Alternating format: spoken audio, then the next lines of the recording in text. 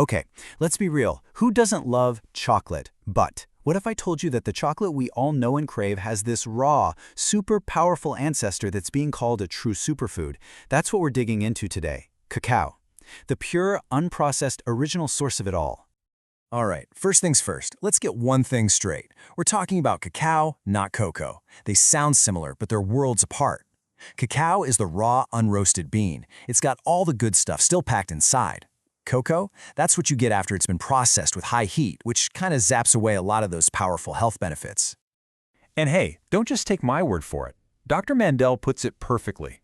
Our focus is squarely on the raw cacao bean. This is the OG, the most potent version, where all the magic really happens.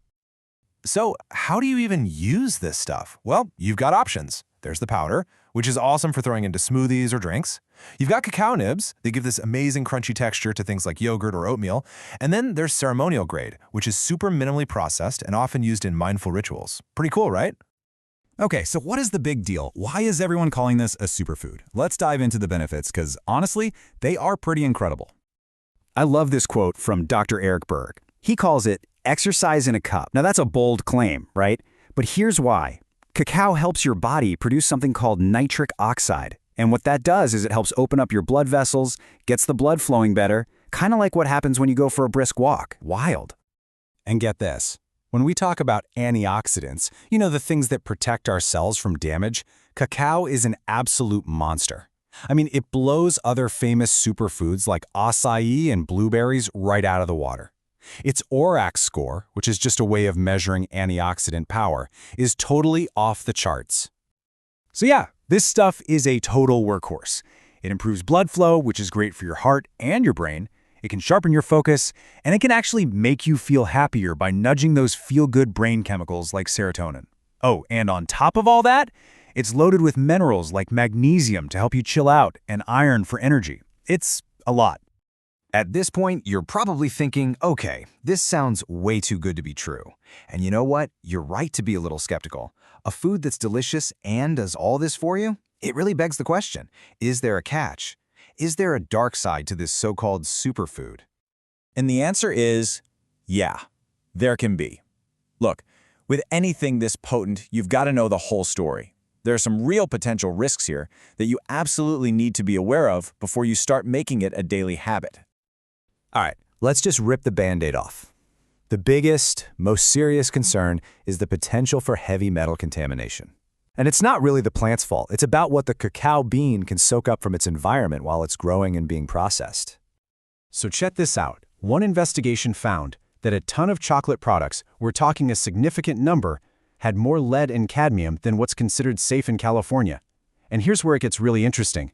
The cadmium often comes straight from the soil, especially in places like South America. But the lead? That's different. That usually gets on the beans after they've been picked, during things like drying. So why should you care? Well, because these heavy metals are neurotoxic. They can build up in your body over time, and if you're eating this stuff regularly, it could, over the long haul, lead to some pretty serious problems, like with your nervous system.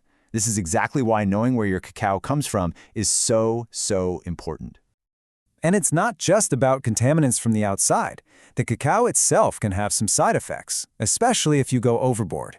It contains something called theobromine. It's a natural stimulant, but it's also a diuretic, which means it can actually dehydrate you. And if you're sensitive, you might get headaches, feel your heart racing a bit, or even get an upset stomach. Okay, so we've got these incredible benefits on one hand and some pretty serious risks on the other. It's a real double-edged sword. So the big question is, how do we get all the good stuff without the bad? Let's talk about how to navigate this whole cacao maze safely. First step, know your source. Seriously, we already talked about how the soil makes a huge difference, right? Generally, cacao from Africa tends to have lower cadmium levels. Second, watch your dose. Don't just jump in and start having huge amounts every day. A great rule of thumb is to start small, like 1 or 2 tablespoons, and just see how your body reacts. And that's the most important tip of all. Listen to your body. It'll tell you if something isn't right. Now, for some of us, we need to be extra careful. If you're in your 3rd trimester of pregnancy, or you have a bleeding disorder, or you're on certain medications, like some antidepressants, you really need to chat with your doctor before adding this to your diet. But for most healthy adults, a moderate amount, say up to 25 grams a day, is usually going to be just fine. So, when you put it all together, cacao is clearly way more than just another food, isn't it? It has these amazing highs and some pretty serious lows. So maybe the best way to think about it isn't as a superfood you can just snack on without a second thought. Maybe we should treat it more like a powerful supplement. You know, something you use with real intention, with knowledge, and honestly, with a bit of respect. What do you think?